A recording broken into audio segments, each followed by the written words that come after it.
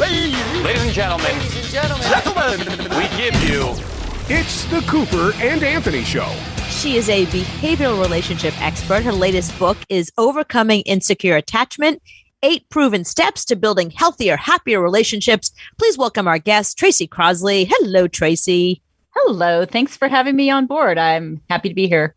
Of course. Well, listen, before we get to the book, which I have a million questions about the book, of course, I'd like your take on something. I love when I have a fellow smarty pants on the show, because Anthony's kind of dumb between you and me. And I'm a guy.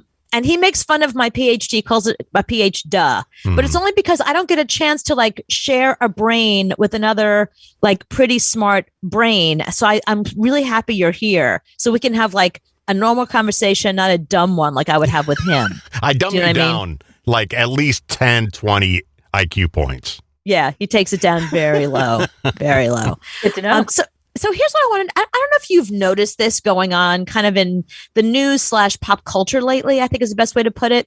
So there's this documentary coming out, and I watch a lot of television, just so you know. And there's a documentary coming out that they've been pushing like crazy about Playboy. And about all the women of Playboy, all the years, Hef's assistant, all the girls from Girls Next Door, if you watched that show on E! Back in the day. And there's 2 stories going on. One is that they seem like Hef was horrible to them. The whole thing was abusive. Celebrities would show up and do whatever they wanted, and that these women were basically victims. They weren't really playmates. They weren't, even though, frankly, some of them knew what they were getting into, just FYI. But for the most part, the portrayal is that they really were victimized by a lot of the men that either worked at Playboy or came to the mansion or whatever. And I contrast that with a story I saw in the news today about this really empowered girl on TikTok. I was watching all of her videos, and she's awesome. She's a sex worker, and she has this OnlyFans page, and she wanted to tell us that she makes $36,000 a month off of men, off of men who just can't keep it in their pants, but she likes that because that helps her. So, but I feel like that sends a mixed message to young girls, which I think is really confusing. It sends the message, men are dangerous, stay away, or we have control over our sexuality, have at it. So I'd love your take on this. That is awesome. I mean, just that whole scenario you just set up, awesome. So, it's a lot for us women to deal with. Well, I'll tell you why, because we have this idea that things are black and white. Okay. It's either this or it's that. It's either right or it's wrong. And that is subjective. It is not objective. Obviously, everybody's got a different perception, but going with the whole Playboy thing.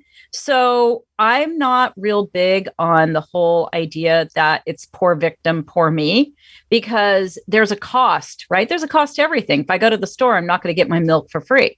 So it's the same thing with the whole Playboy illusion that, somehow a dude who's on TV, what do you have, 3 girlfriends at the time? Mm-hmm. Yeah. That's normal. That's okay because it's Hugh Hefner, right? So we give him a lot of outs. We're giving him excuses. It looks kind of like, ooh, that'd be really cool. Yeah, that'd be really cool to be with a 90-year-old man. What are you thinking? You're in your 20s, right? So anyway, so you get all of that. And to me, you know what you're getting into. So if he's abusive or if other men are abusive, it's a choice you keep making. You're not a sex slave. You haven't been abducted, kidnapped into this. You have made a conscious decision to say, this is something I want to do as my career. At any point in time, just like in an abusive relationship, you can get out. Now, I'm not saying it's easy, or, oh, I'm just going to snap my fingers and I want to get out today, because there's always a lot, I think people have writing on these decisions, right? It's like, oh, what am I going to do if I leave? I really like certain aspects. I'll talk myself into this isn't so bad and I'll stay longer. So that's just to start with. Is that kind of what you were going with here? Yeah, no, I think that's really interesting. But then you contrast it with if I was, thank God, I mean, obviously I look 20, but I'm not. But if I was 20 now, I'd be really confused, because then there's also this message of don't sex shame, don't body shame. I have agency over my life and my sexuality. And if I want to have sex with every guy I meet, that is my business, And I remember Salt and Pep in my day would talk about that. And I was like, oh my God, finally women that sing about sex the way men have sex. And I felt it really empowering. But I think that message is really carried on. And then you hear all these different stories about women, like what's going on right now with Chris Noth. I mean, that whole thing is weird. Like these women are coming forward after 20 years and there were warning signs there and they kept moving forward. I feel like if you're a celebrity, you get away with a lot more than regular men. So what's the takeaway? Like, what's the message for regular women and regular dating? I think there's a few things. One is we live, I hate to say this, no offense, Anthony, but we live in a patriarchal society. And that's not like, I have no idea what that word means. He doesn't know what those words mean. You're good. Okay. I'm a patriot, damn it. I love my country. Well, I mean, the bottom line is, for most of us, not what it means. Yeah, we don't really know. Like, as an example, as a girl who's maybe 13, 14, 15 years old, you're walking down the street, construction guys are catcalling you, things like that.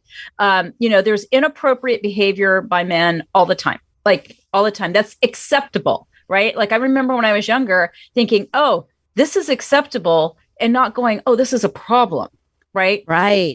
So we have that whole gray area there. And then you have a woman like this, woman you're describing, which, whatever. I'm always about whatever floats your boat, as long as you are not physically harming another person.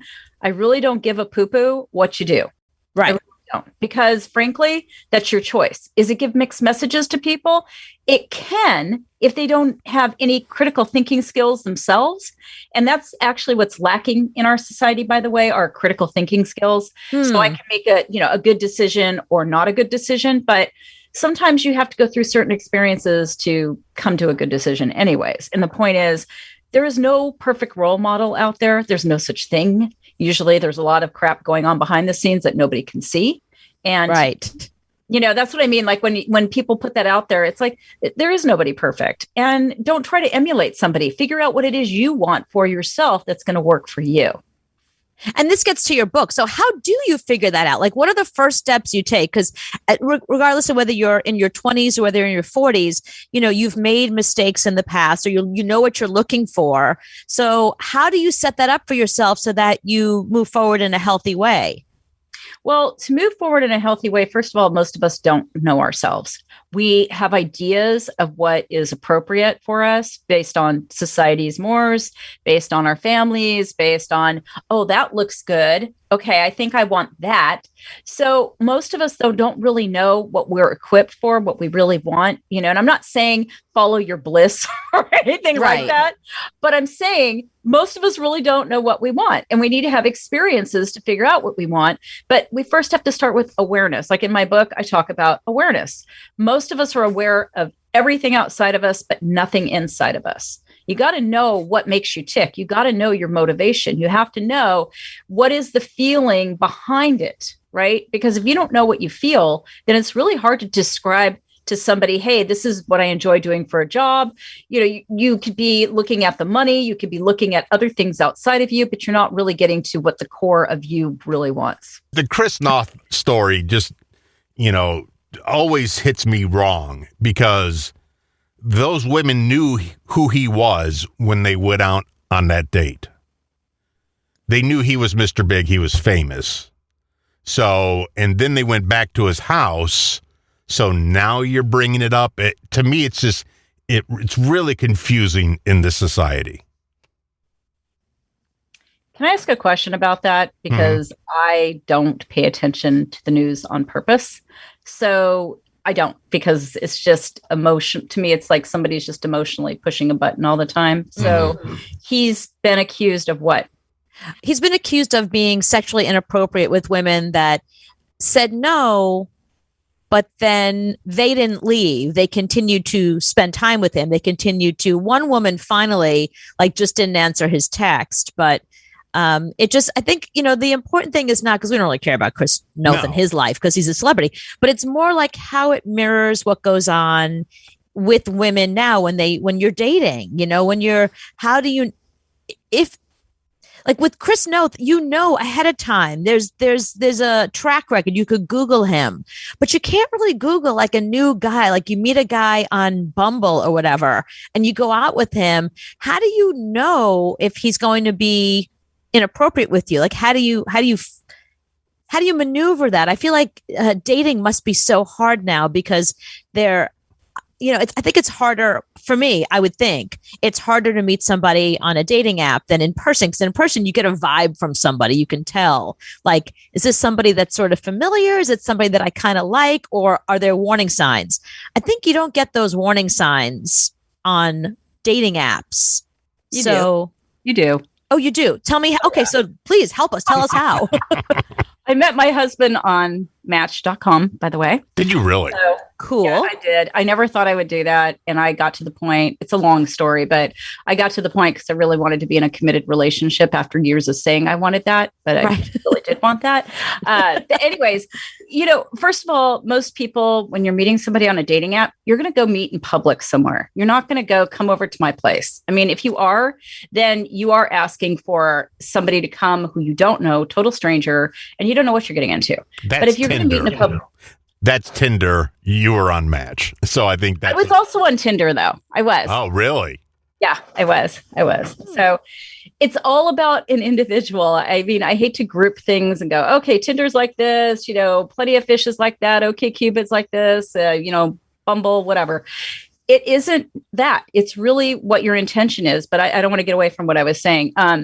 So, when it comes to meeting somebody, it's just like if you were in a bar, right? You're going to meet somebody, you don't know what you're getting. So if you meet somebody from an app at a bar or a coffee house, you're basically starting from that point forward. That's true. Yeah. You got to kind of have your spidey sense going anyway. Like, hey, what's happening here? Do I feel comfortable or do I feel like something's off?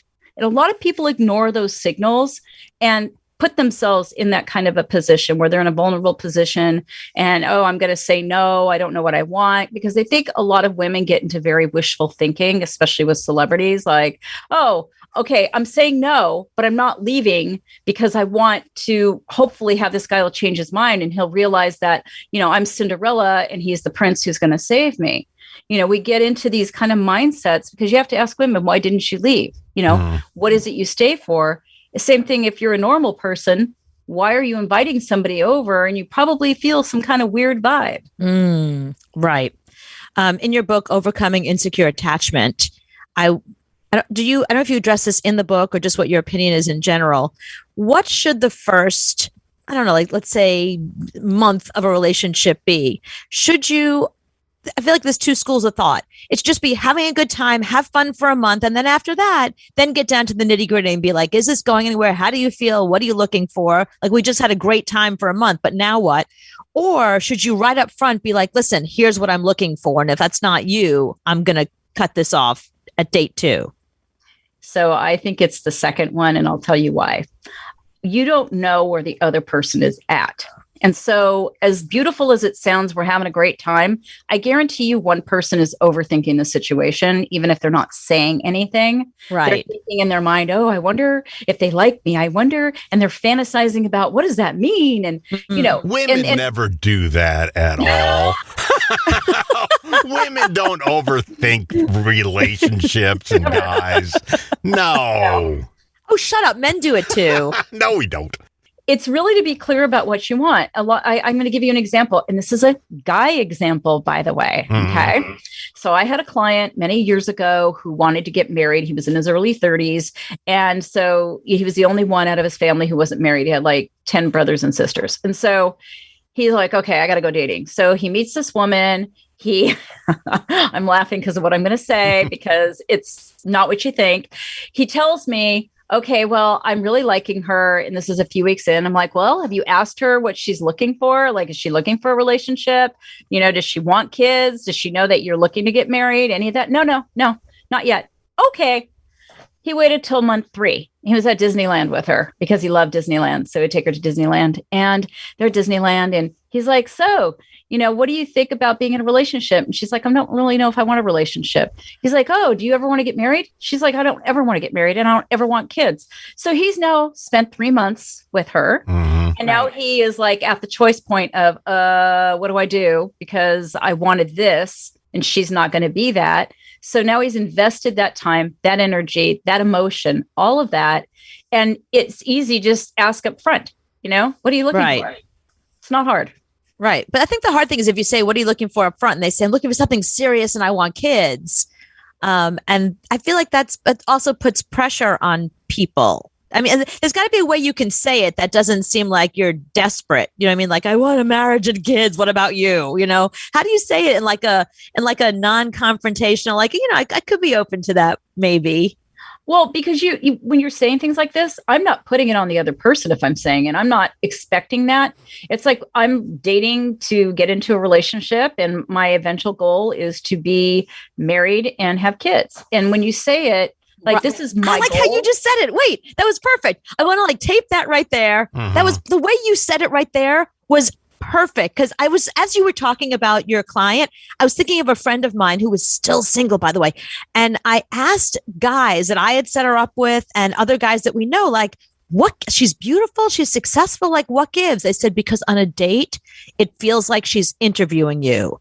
It doesn't feel like you're on a date. It feels like, and what's your goal? And what do you got there? And where you see yourself in 5 years? And what kind of salary would you like out of this situation? You know what I mean? It feels like a job interview. So the way you just said it is the answer. Can you say that again? Basically, I'm on a date and I'm saying I'm dating and I'm looking to have a relationship at some point. I'd like to be getting into, I don't know what the hell I said. I said something. You said it so naturally that it didn't feel like it felt so non-pressure. Right. It felt like such a natural, like, listen, this is what I'm looking for in general. Right. And, if it's you, great. If it's not, like, no pressure here. Yes. And that's the point. And I basically was saying, down the line, my goal is to get married and have kids. So I'm dating towards meeting somebody who I'm going to click with, and we're going to be able to do that. Because if I'm saying it in that way, I'm kind of referring like in third person, but I'm really not putting it on this person. I'm saying these are what my goals are, because you could ask somebody that and they go, I'm just dating to date right now. I'm not really interested in getting in a relationship. Cool. I know what your end game is. You know what my end game is, and our end games don't match. If it was the second date and you said, I want kids and I want to get married, I would look like that cartoon character that would start running and not move, and just their legs would move, and then they would shoot through the wall. No, but that's good. That means we've weeded you out. But that means that you are not a candidate for a long-term relationship. You're just a cartoon character. Well, let me ask you this, though. Is it because you feel like you're all of a sudden responsible? Like, oh, God, I gotta be responsible for this now. I just want a hand job. That's really all. You're talking about kids, and I'm just looking forward to what's going to happen in about 3 hours. Okay. Just dinner and a handy. Yeah. Right. Somebody should start a dating app called that, by the way. Dinner and a handy. Oh my God, $1 million idea. Oh, shoot. Somebody else might take it and run with it. No, it's copyrighted. We just said it live, so we're good. I'm buying that website right now. I love that. What about okay, so I got another question for you. And this may or may not be going on in my life. I mean, it could be something, it may be not. Maybe I'm making it up. I don't want to commit to anything. Let's say you see a friend who is in a relationship, and every time you talk to them, oh my God, I'm so happy. I'm so happy. But you spend enough time with them and their sig other or their partner or whatever, that it's really obvious to you that the partner is like super controlling and it's not a healthy relationship, but your friend is sort of like, I'm so in love. Or maybe like the other person, is cheating or something. Like, for a fact that other person is a piece of shit, but you can't, they kill the messenger, right? You have to just sit back and let that roll. Or do you tell your friend? Like, what do you think in a situation like that? How do you handle it? Well, first of all, I didn't know I could cuss on here. Oh, sorry. Yes, you can. Okay, thank you. I don't usually say poo-poo. I usually use the S word, shit. So anyway, you know what? You really aren't going to get anywhere by telling somebody who says they're super happy like that any sort of a truth about their situation, because they can't hear you. And they're probably going to blame you or think you're jealous or something's wrong with you or whatever. However, you can point things out in a way that's not threatening. So I noticed, when I was over the other day, that your significant other, whatever it is, that he was in the kitchen a lot and he wasn't really interacting. How do you feel about that? Is that something that you're cool with, or is that something that bothers you? Because I'm just speaking for me. And I know that I would feel like they were disconnected and not really with me. It's the Cooper and Anthony Show. I know you don't really travel much. Have you ever done Airbnb? No, I want to. I don't have any time to go anywhere. And I'm really afraid of COVID, so not really traveling that much. Well, I feel like now, the more I think about it, if I'm going to go anywhere, it should be somewhere that I can drive to. And I'm definitely going to do Airbnb because you get the whole house to yourself. I can't think of anything safer. Like you and your significant other, family, whatever, you stay at a house that you get the whole house. There's a kitchen. You don't have to eat out. Yeah, I've been online to look at Airbnbs, and I'd rather do that than stay at a hotel. Yeah, I think so. I've done lots of Airbnbs. I have a wedding coming up in May. I've already sussed out where the Airbnb is, where I'm going to be staying. I found this gorgeous house, really cheaper than the hotel too, because it's the wedding is outside Nashville. Nashville is super expensive. I found a gorgeous Airbnb house that is right near this wedding, and it's half the price of the hotel, and you get the whole house. So I'm very excited about that. I know, but Nashville, you have to stay at the Vanderbilt Hotel. That's the greatest hotel, and they have the best pillows in the world. I'm not made of money. It's the greatest hotel with the greatest. You got to stay there just for the pillows. All right. Well, one day, if I have enough money, I will take your advice. For now, I'm an Airbnb girl, and I like to stay at Airbnbs. I've done it plenty. I've been staying at Airbnbs for years. Love them. I have noticed that once in a while you go to an Airbnb and there's a lot of rules. There's a lot of, they leave you a note, or sometimes this one Airbnb I stayed at, the guy insisted on meeting me to hand me the key. Usually they leave the key somewhere. There's all different ways they can leave the key, all different places they can leave the key. But this guy insisted on meeting up with me and handing me the key, which I was cool with. Whatever. Fine. It's your house. But when I met with him, then he took me around the house and he was like, don't use this. Don't do that. This doesn't work. This does work. If you're going to, just walking around the entire house, showing me around and whatever. And it was a little awkward, I have to be honest. It was a little you know what? I'm literally just coming here to sleep and shower. I'm not using the sewing room. I won't be using your backyard. But he just walked around and showed me everything. I think people are taking that to the next level. You get a lot of people that are very anxious about Airbnb being their houses, and this one girl on TikTok, I thought it was hilarious. So she takes us into the Airbnb where she's staying, and she shows us that there are a lot of rules and a lot of notes. The second she walks in, there's a big giant sign that she's asked to actually hang on the door. I'll let her explain.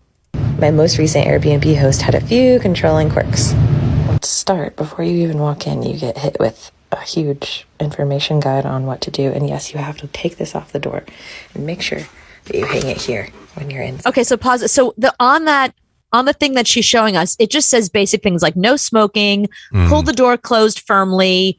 There are other notes, and she tells you in that note where other notes are that she wants you to go to.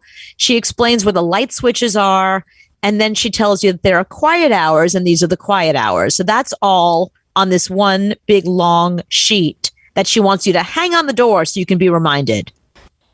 Next is the amount of information that's given just every moment after that.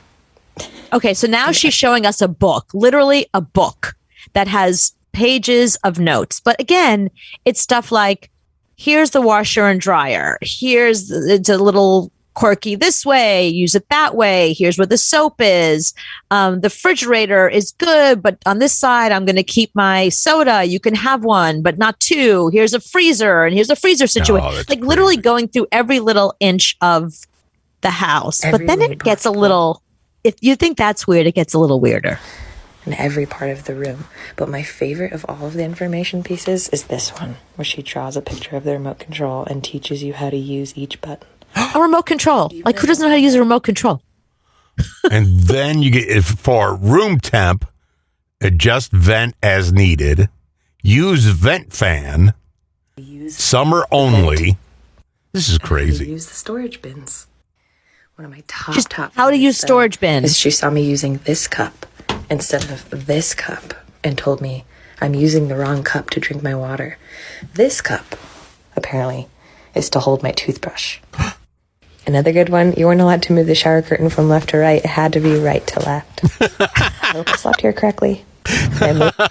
You have to open up the shower curtain left to right, or right to left, not left to right. Yeah, exactly. And like as you're leaving, make sure you flick the switches on and on 8 times, tap your head 6 times, and then open the door, close the door, open the door. Just do that an even amount of time. It's like, I understand, Airbnb host. You obviously have OCD. Maybe being an Airbnb host is not for you. Maybe you should just keep your house to yourself. Yeah, exactly. Because I mean, the whole idea is, you get rated. It's like Uber. If you're an asshole to a driver, they're giving you 1 star. You know what I mean? So, and if try and get an Uber on a crowded night and they see you have like 2 stars, they're not coming to pick you up. So I'm always really nice. I tip a lot.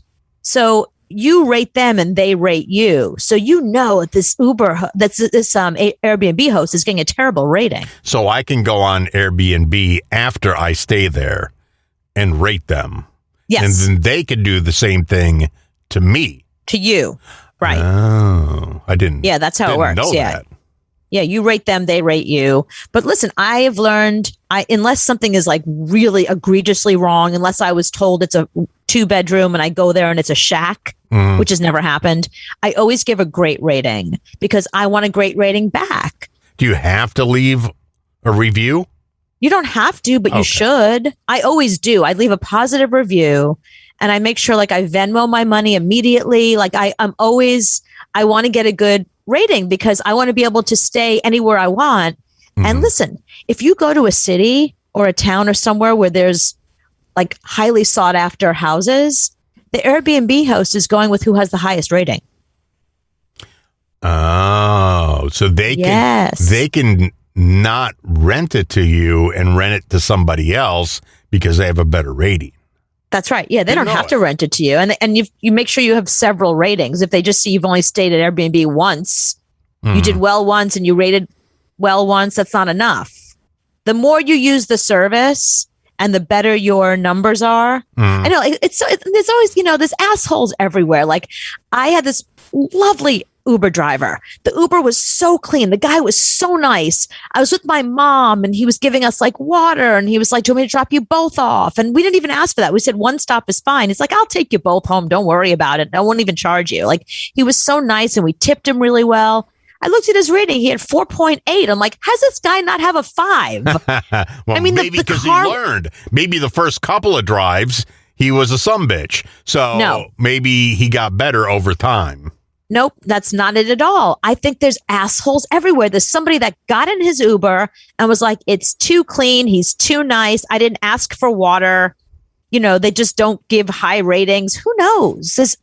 Everybody experiences those assholes. But now in this, like Airbnb, Uber, gig economy stuff, you have to really be nice to everybody and you have to give them good ratings. Otherwise, it'll have an effect, like Grubhub, everywhere. Like if you don't give good ratings, like we have a couple of restaurants that we order from all the time and we tip really well. And we have noticed that the delivery people get here fast. They get here first.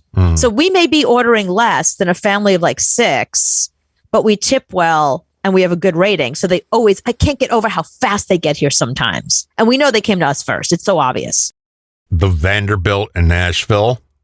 On one side, on the right side, is a White Castle. Oh, ooh. And on the left side is Fuddruckers. And it's right in the middle. Would you like to pay for my stay at the Vanderbilt? If you'd like to pay for my stay, I will be more than happy to stay there. The pillows are out of this world. You have no idea. I wanted to steal the pillows, but I knew they were going to charge me. The pillows are amazing. Just letting you know, I would stay at the Vanderbilt. I always stay at the Vanderbilt. I don't stay anywhere else. It's the only place. And they're actually, they're pretty cheap right now. I could probably get I'm not staying there now, but it's looks like it's $127 a night. Yeah, and they have really good parking, and you can park. You don't have to park next to people, and then you could go to White Castle. It's the best of both worlds. Oh wait, that's not the Vanderbilt. Wait, hang on, I looked at the The wrong. Vanderbilt ain't $129. Is it the Lowe's Vanderbilt The Hotel? Lowe's Is that Vanderbilt, it? Yeah. Oh, these rooms are beautiful. You're right. Oh, trust me. Oh no, you're actually no. If I go through like Expedia or hotels.com, one of those, I can get it for $149 a night. Yeah, definitely worth it. You should. All right, go. yeah. That's Just actually to a lot see less there. than I was expecting. It's often a matter of she said, he said. People think I'm obsessed with this, but I'm okay with it. The Cooper and Anthony Show. So we got a message from somebody because our world famous She Said, He Said segment is taking off. Mm-hmm. So much so that people are dying to ask us our opinion on their situations. And I think this is a really good one. You'll love this. All right. So this dude messaged us and said, the place where my fiance and I will be going for our honeymoon has always been a dream destination for me and my friends. When I told them where our planned honeymoon was, they said how jealous they were and how they wish they could go. Well, I told them maybe we can consider the idea of making this a friend-inclusive honeymoon. And they were very excited with the idea. Sadly, for many years, we hadn't been able to plan the trip with the guys because conflicting schedules, people didn't have money, blah, blah, blah. Now everybody has money. They could take vacation. And it just so happens that the week we're going on our honeymoon, my friends are all like, we're down. Like, we're totally free. His fiance, however, did not think this was a good idea. She apparently got very mad at him. She started crying and she said, you are so inconsiderate. You're such an inconsiderate asshole. He said, I tried to explain to her. I didn't do it with malice. I simply thought it would be a good chance for the guys to experience it. I even told her she can tell some of her own friends. Maybe they want to join. We could do your friends and my friends. She said, I'm ridiculous for insisting this is a good idea. She felt horrible. She said, I'm inconsiderate because I made my honeymoon into a friendship trip when it's supposed to be about the two of us. That can never go well. In the back of your head, you're like, oh, it would be great if Billy and Paul and Rick and all those guys came and we could hang out. It's never going to turn out well with your wife. Ain't never going to turn out well. I think it's a great idea. I think that would be such a fun honeymoon. So when I was married, my ex-husband, now ex-husband, but when we were together, we had lots of friends who were couples. We've been on vacation together where we have a great time. We go away for weekends together. One of the couples invited us to their parents' house in San Francisco. We went, and then another couple met us out there. It was one of the best weeks I've ever had. I feel like a honeymoon, I understand it's about romance, but you can stay at a place that you could be alone with your sig other, but also have that daytime fun with your friends. Like those, I feel like those are the real memories, you know? And when you get together when you get together as a couple, you're not just a couple, you're part of a community. And I think it's really great to start that solid bond friendship community with your significant other, their friends, and their friends' significant others. And now you really have like a group of people. You feel more supported. It feels like I loved that. That was the best. That's the thing I miss most about being married are all of our friends. Yeah, because now you're not married, and now you have no friends. He took them all. I know. Because, well, who would you have taken? Yeah, they're not going to stick with me. Well, I got one. I stayed only he one. got the other 40. You got That's one. very true. One couple stayed on my side of the table, even though there was no his side, my side. They are still my closest friends. They don't talk to him anymore. Everybody else all went with him. Yeah, you're the only female that would say, yeah, that's a good idea. Any other female, on paper, it looks good. A day into it, she's not happy at all. Not at all. Because it's all about you two and not you two and all your friends. That is not going to turn out well. I don't know. I think the opposite, because we did go on a honeymoon, and I got to tell you, like we had an okay time, but it got boring. You know, the first couple of days would too. If it was two other people, if it was you and Joe going on a honeymoon, it would have been different. It's true because Joe and I went out. We're not even married, and it wasn't even a honeymoon, but we went out to Crater Lake in Oregon. And oh my God, we had the best time. See? Like we got lost in the car. We drove the wrong way. We ended up at Crater Lake. It was super romantic. We walked around the lake. We went out for romantic meals. We found some cute little town and bought some cool shit. Like it was like the honeymoon I would have liked to have had. Yeah, it depends on who you're with. But because you don't like who you're with, you shouldn't bring your friends. It's not going to turn out well.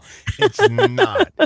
I mean, the night is going to be all about sex and hanging out together, and then during the day you have to hang out together. You got to do things as a couple. But see, that's the fallacy. That's the thing. You think that a couple getting married in 2021 hasn't had a ton of sex already, hasn't been in a relationship for a year or two already?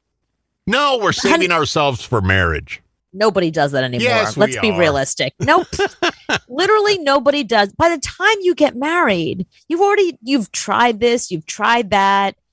You let them do the things you don't want to do. Make sure you have a lot of lube. Like, well, you try. You try everything. Why not? Even that. Yeah, why not? You try it. Yeah. If you like it, you keep doing it. If you don't like it, you know what I mean? You gotta give everything a try. Right. But my point is, you've done all that. So a honeymoon is just a fun vacation. And I feel like having your friends along just makes it so much more fun, especially if you get someone like me where I'm like, I don't feel like doing anything tonight. I'm just going to hang in the room. Great. I'm going to go out with my friends. Cool. I'm going to hang in with the girls. Yeah, because that's not going to creep back up into my life 20 years later when we're fighting. Oh, yeah? We didn't even have a honeymoon. You brought your friends. See, it's not going to turn out well. A journey back in time. The Cooper and Anthony Show. Boy, that takes me back. So, I have this new little obsession with, I'm all about the famous footwear. Right. Because I'm an idiot because I did not realize, I thought it was like either Manolo or Payless. I didn't realize there was something in the middle. You know what I mean? I didn't feel like, because every time I would shop for shoes at a place like Nine West, I love them, but then I'd go somewhere and somebody would have the exact same shoes. Mm-hmm. And I'd be like, oh, look, those are my boots. And so that's why I thought I'm willing to spend the money, but, we don't have it right now. So I'm in a little situation. So I discovered, this famous footwear. This is my new thing. So I bought a pair of ankle boots, and Sean just saw boots on the credit card and he thought, wow, for the first time in her life, she spent under $50 for boots. And they show up and there's like, they're ankle boots.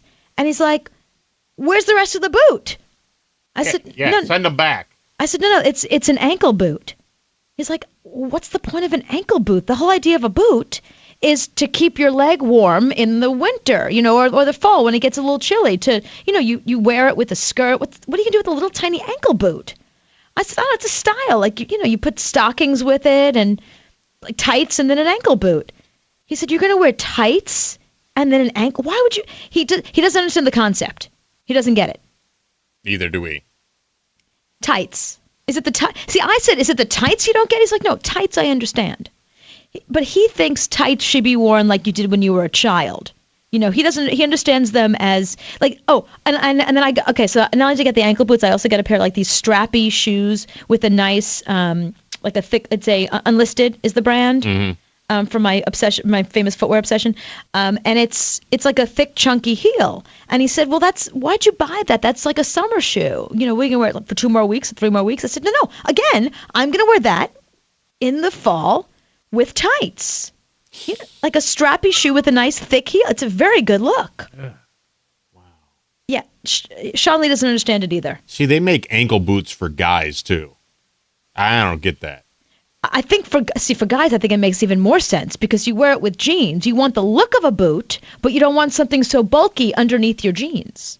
No, then buy boots and buy pants that fit over boots. They're called boot cut. But not every guy. No, because if your pants right up and you show that in certain neighborhoods, you'll get hit in the face. Okay, let me offer this one to you. That would be Anthony's neighborhood. Right. Well, we will hit you with a bottle. Where else would it be, of course. Right. No, but here's the other reason why I got myself a pair of ankle boots. I have trouble buying boots because I'm a big calf girl. I can't fit boots over these. Look at the size of these. Can you see from where you are, Anthony, the size of these things? I can't fit. Yeah, but you wear boots all the time. No, I only have 2 pairs, and I wear those 2 pairs all the time. I don't have lots of boots. I got 2 pairs of boots. I fool you because I wear them with different things. Mm-hmm. But I only have 2 pairs because I can't fit over the big calves. So the ankle boot solves the problem. I wear it with jeans. People think I have a boot on, and it's not pinching my calf. And Sean Lee does not understand it. Yeah, he doesn't get it. I don't either. And I really don't understand it for men. You don't understand it for men either. No, not at all. Because I pick them up, I go, oh, those are cool. Oh, and I put them back quickly. Well, but I don't see what you're not getting about this. Like, if you're gonna buy boots, buy boots. If you're gonna buy shoes.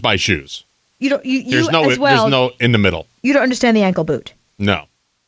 It's really very fashion forward right now. It's all about the ankle boot right now.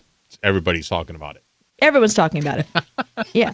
But I gotta tell you, but that wasn't the first time. I have that situation a lot with Sean Lee, where there are certain fashions that I wear that he just doesn't understand. Now, is there a fashion, a woman's fashion that you don't understand? Another woman's fashion that I don't understand? Yeah. No. Really? You understand didn't it all? understand the skinny jeans. Well, no, I don't wear the skinny jeans because I don't have a skinny body. But I understand the skinny jeans. I understand. They look good on certain types of body types. Certain women look great in the skinny jean. Plus, if you got a great pump to show off and you do a skinny jean with a pump, great look. I can't wear it, but women that can, kudos to you. How about men that wear skinny jeans? Oh, that I don't really understand. You're right. I don't know. Yeah, I don't. Yeah, men in skinny jeans. Look, unless you're in a punk band or a rock band, I don't get it. Yeah, you have to be wearing mascara and getting ready to go on stage. Yeah, the men with the skinny jeans, I don't get. Yeah. Yeah. Okay, that's one. So, what is some fashion that women wear that men don't understand, and what's some fashion that men wear that women don't understand? 877-6 Cooper. Now, is there something that men like to wear that you just do not get? Actually, I was going to tell you about something else that Sean Lee doesn't like that I wear, and you guys don't like it either. Oh, what? Wait, I should go to my bag and get them. Wait, let me. It's just your shoes. No. Those big necklaces. No. Yeah. Well, he doesn't get my big necklaces, but my big giant Mary-Kate Olsen glasses. Those are horrid. My big bug praying mantis glasses. I love them. Why? I love them. Do you look at yourself in the mirror when you have them on? Yes. And you think they look good? I don't care if they look good. I like them. But do they look good to you? Yes, they do. Really? To me, they look good. I think it's an adorable look. They look ridiculous. Anybody could pull it off. I've seen women of all ages. You know what? When you were a kid at the carnival, they had those big glasses. The novelty size glasses. That's exactly what those are. Yep. Well, they're a size down from that. Except they're not bright yellow. That's the only difference. Right. No, Chad, Chanel doesn't make novelty size glasses. Well, they do, and you bought them. Well, mine aren't Chanel. Mine are cheap. Mine are cheapies. Yeah, I don't get that at all. The big bug eye glasses. No, I love it. I love that look. Nope. But okay, so here's why I love them. I love them because they protect my face from the sun. They protect your face, and the person's next to you face. That's right. All the people around me, their faces are all protected when I wear that. Right. Yeah. And then also because, you can't tell my age from my chin and my nose. You can only tell my age from my eyes and my saggy, droopy lids and my crow's feet. You put those big, giant suckers on there, you have no idea what's going on behind them. Oh, so if you were 22, you wouldn't wear them. If I would, no, maybe I would. I don't know. I'm not 22 anymore. 22-year-olds wear them all the time. But whenever I wear them, I have not met a man yet that understands my big, giant bug glasses. No. I like them. Or your shoes. You don't understand my shoes? Not at all. What do you mean? No, I've never seen you wear a pair of shoes before, and I said, those are great. I think they're all ugly. You think all my shoes are ugly? Yeah. No, you don't. Chad? You think all of my shoes are ugly? Yes. But what do you mean? The new ones that you bought with the buckle? Yeah. Couldn't be uglier. Are you crazy? Those are the sexiest. I would rather see sassiest- you in Keds or flip-flops. Mr. What? Rogers tennis shoes. Yeah. Those with the big buckle and the spike heel are so sexy. You're a eunuch if you don't think those are sexy. There's not a man out there that wouldn't want to see Chad and I anyone. just said that those are not sexy. They are not. Well, I'm not taking fashion advice from you two. So there. You don't like my bug glasses. You don't like my buckle shoes. Charlie does not understand my obsession with famous footwear and my little ankle boots. Does he think that the buckle shoes are nice? Yes, they're sexy. Or does he just say that? Sean Lee, email me and just tell me. If you think they're sexy, or you just say Just yes, so you just to know, shut you up. the day that I wore them that you didn't like them, Right. I went home and he asked me to take off everything except them. He says that because he knows that's what you want to hear. No. Sean Lee, he likes when I leave the shoes email on. me and tell me if you like him, or you're just saying that to make her feel good. He's not going to email you the truth. Yes, he will. You're not getting the truth out I of him. won't tell you. All right. So what is some fashion that women wear that you men do not understand? And what is some fashion that men wear that we women don't understand? 877-6-Cooper. How about you, Doug? Hey, what's going on? Now, Doug, what's some stuff that we women wear that you look at us and go, yeah, I don't really get that? You know what really kills me is you see some hot chicks and they got maternity tops on. Yeah. And it's like, what is going on here? Not too smart. But that's our look. That's the look now. Those big billowy tops or But you do look pregnant. the empire waist. Yeah, we do look pregnant in them. Yeah, why look like you're pregnant? I don't understand that. It's like, so when'd you due date? And they're like, pow! It's like, oh, my bad. Yeah, I gotta tell Doug, I agree with you that I see how they don't look good to men. I totally get it because they're not sexy. They hide everything. They make you look pregnant. I don't know. We women, we love them. We love those tops. I don't know about that. You know what the other thing is that's killed me for years is, and it's finally coming back into style, I'm a big eyebrow person. I love thick eyebrows, and these chicks with these tattooed on eyebrows just kill me. Oh, you don't like the tattooed on? Oh, that's an interesting one. You like the big No, that's a Brooke good Shield one. eyebrows. Yeah, I do like the Brooke Shield eyebrows. Okay, that's cool. I can get behind that. I always have. That's the first thing I look at when I talk to a chick. Well, the fact that you call them a chick is the first problem there, Doug. At least you didn't say broad. Yeah, but I'm talking to a broad. When I'm talking to a pair of boobs, I mean a woman. Yeah, the other thing, it's love like him. those tops that you're talking about, the maternity tops, but they're a dress, Yeah. and then you wear jeans under them, It's called a shift dress, by the way. and then you wear jeans under Jeans them. under them. That's, Yeah. that's horrendous. You guys That don't is get. Yeah. No. We feel fashion forward in them. And what are those new dresses? They look like potato sacks that all Yeah. the celebrities are wearing. Yeah, we like those dresses. What are they called? Shift dresses. They're horror. It's called a shift dress. It's called a potato sack. No. No, I don't know what we like about it. And I see that men look at that and all you see is like little fingers and little legs coming out the bottom of them. I get that you don't get them, but we like them. I don't know why we like them, but we do. We just do. I just figured out why more guys are going gay. Shut up. They see girls in that, then they see guys in skinny jeans. Ooh, look at that's a hot butt. How you doing? How you doing? Oh, it's a guy. You know Oh, what? whatever. I don't care. It's just a great butt. What am I going to do? Women aren't showing their butts anymore. Right. I'm desperate. Hi, Sam.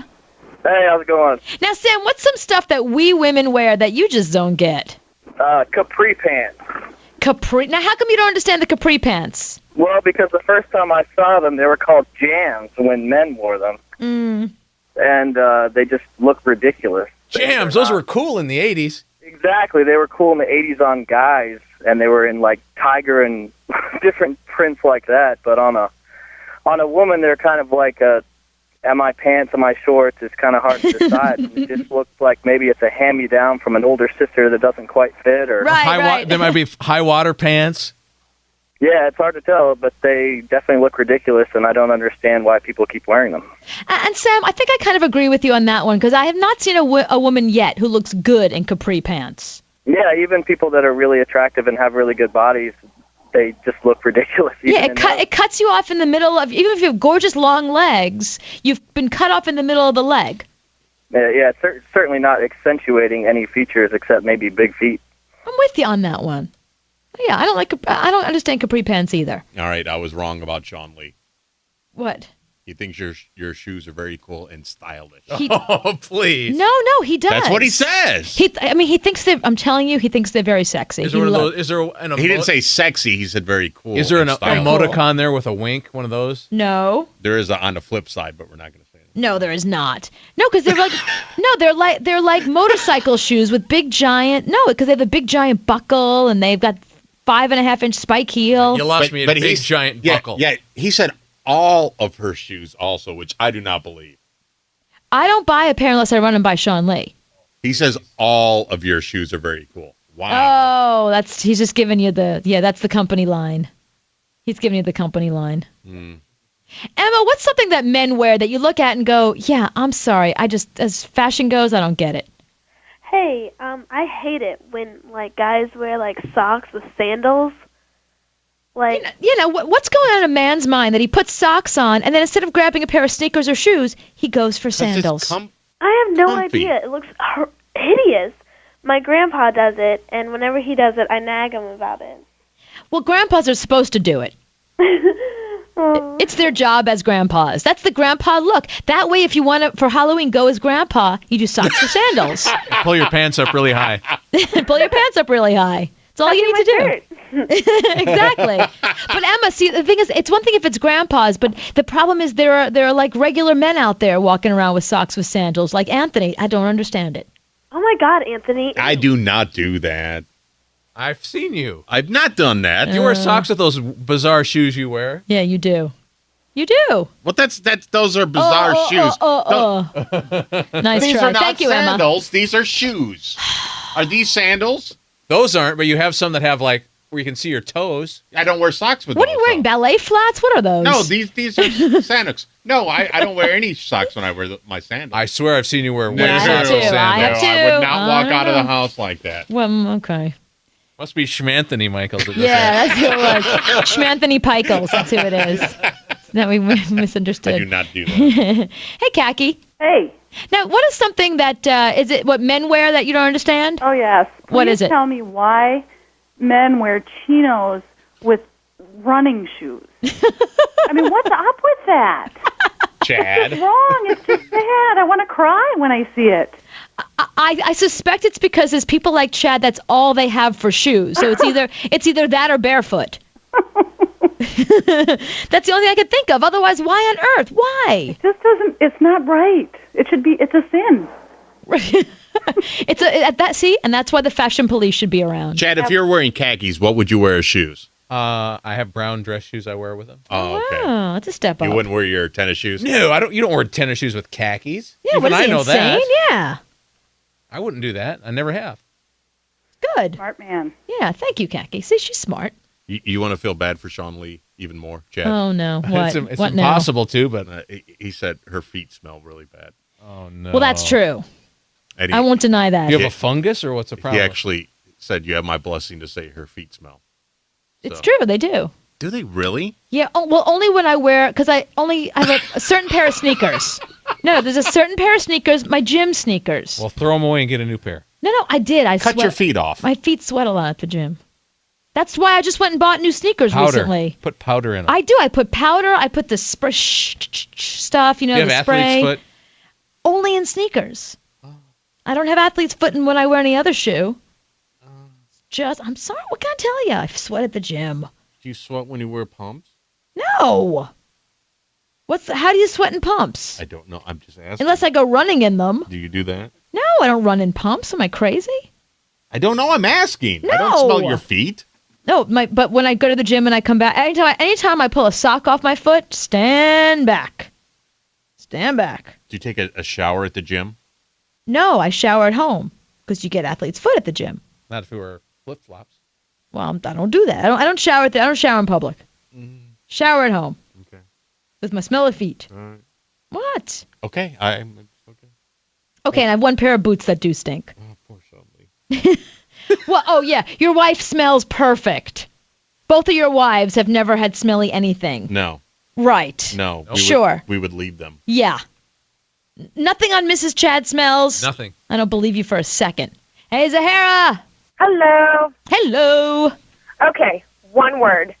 And you are so with me, Cooper. You ready? Go. Crocs. Absolutely. I think, I got to say, honestly, if you are over the age of 7, I don't understand Crocs. Or nurse. Pushing it. Like, if you're past kindergarten, your kids shouldn't be in Crocs. But here's my thing. I have a total phobia with, like dirty water. Mm-hmm. And, people wear them. Like, when it rains, I'm like, what are you doing? Your feet have to feel absolutely disgusting right now. Like, and they should not step out of the garden. Like, if you want to use them we bought them for my boyfriend's mother for her garden. Mm-hmm. And then one day she met me at the mall in them, and I was like, Linda, we got to buy some shoes. We got to talk with you wearing those. Like, I can't walk around with you in those. You have to have an intervention. Glenda. Yeah, it's bad for my reputation. Hand over the Crocs. Oh, my gosh. It was so horrible. And then I had to just tell y'all one thing real quick. I drove to Baltimore for the Virgin Mobile Festival this week, and I downloaded, like, tons of Cooper Lawrence podcasts, so I listened to, like, 15 hours of y'all's shows that I last week. And so, you know the show where you did, like, all the jokes? Yeah, yeah. So I was calling my boyfriend, my dad, every 5 minutes, telling him, like, literally every joke, and my favorite one was the brown chicken brown cow. Zahara, I haven't stopped saying that. I walk into the house, that's my private joke now with Sean Lee. I walk in, I go, brown chicken brown cow. Okay, here are my only 2 sentences I said to my boyfriend during that day. Brown chicken brown cow, or welcome to Costco. I love you.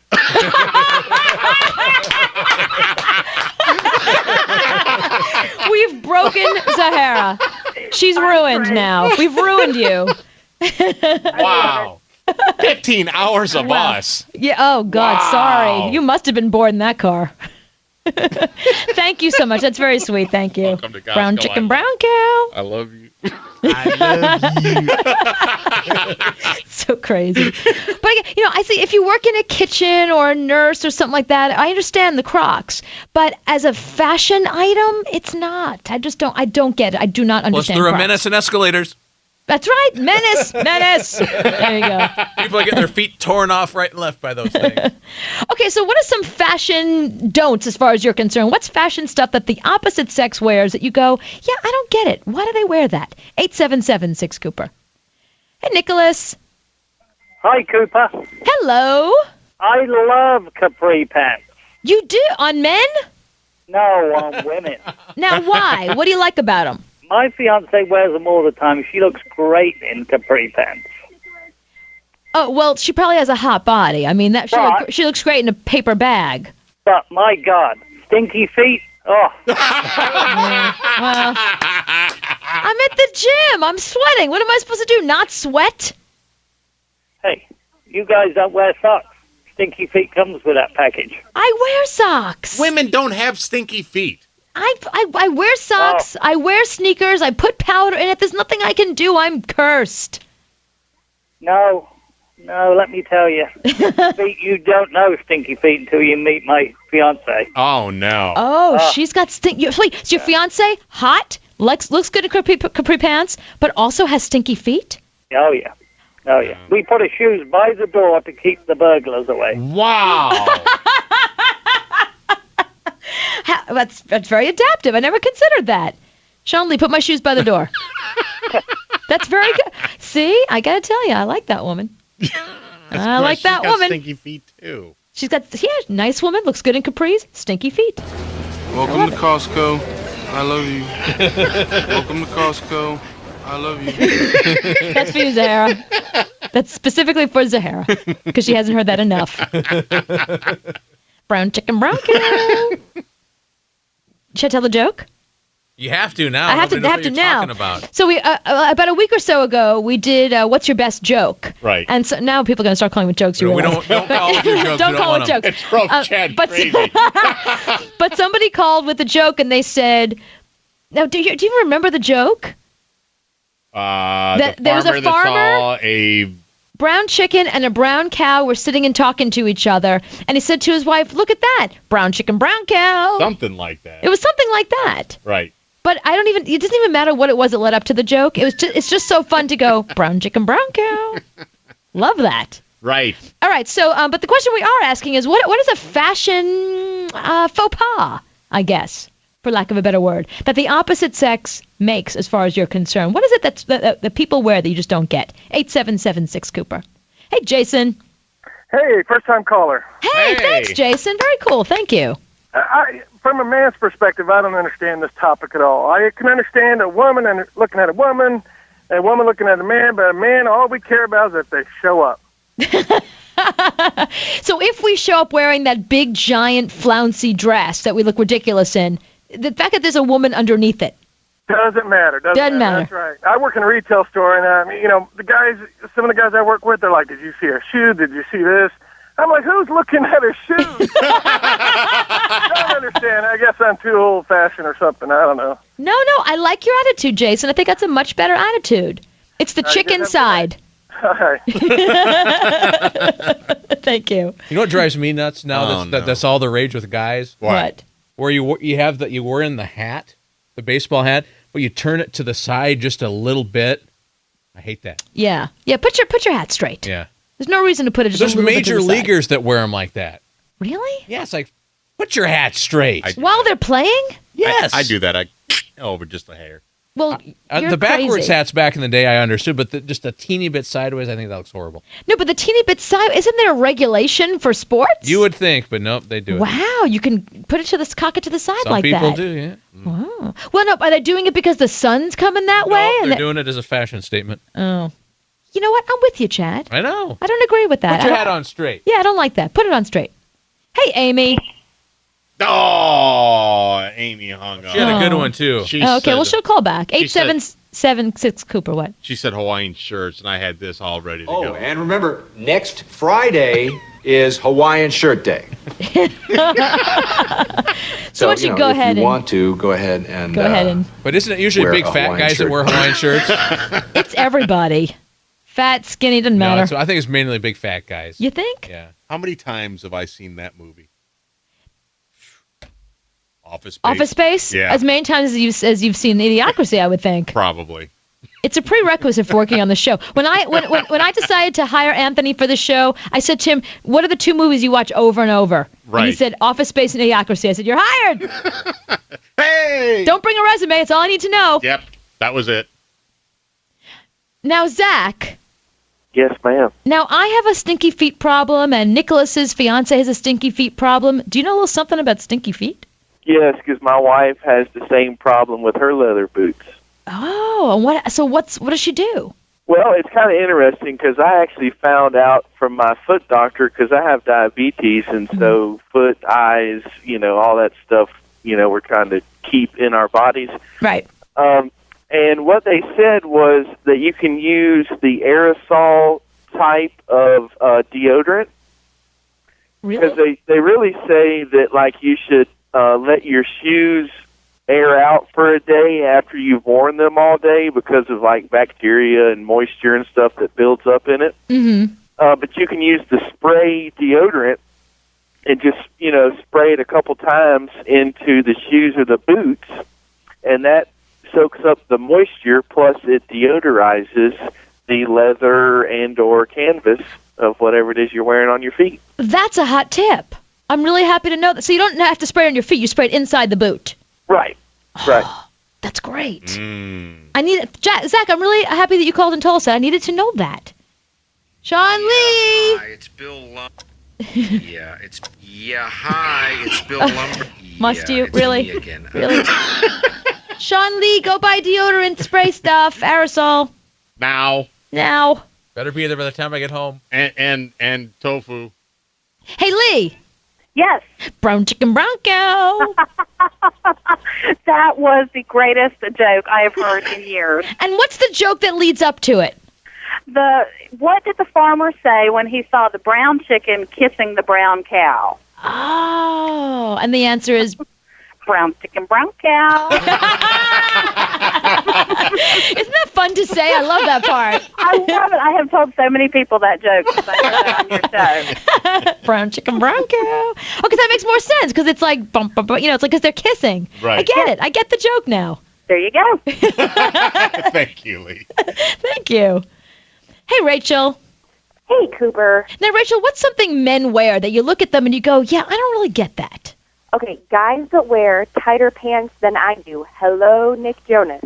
Oh, yes. Oh, my gosh. What's up with him? I don't know. Like, my husband and I took in this guy from California, and I was trying to be nice and fold up his pants one time, because I needed to do laundry too, and I held them up, and I'm like, no, they were smaller than mine. Wow. And I'm a size 6.